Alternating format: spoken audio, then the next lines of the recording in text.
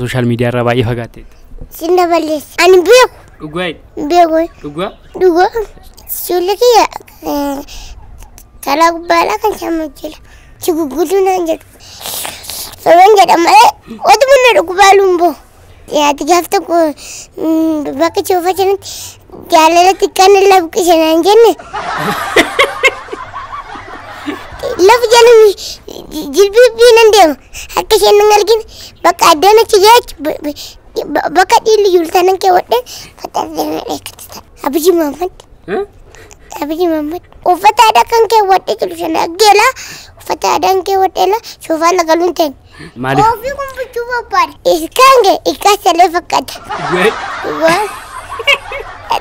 Dhagumatu natti be afaan qabaa ija qabaa funyaan qabaa. Tiktookiin beeku dibaabee miidiyaa malee walii galan qalaqalama. Akkan tutaatiin walii gadi waldaa keessa fiiga. Maaliif? Tanqalifan fiiga.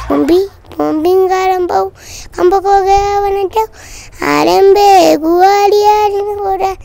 Bushii bushaa illaa danaan qal'ana.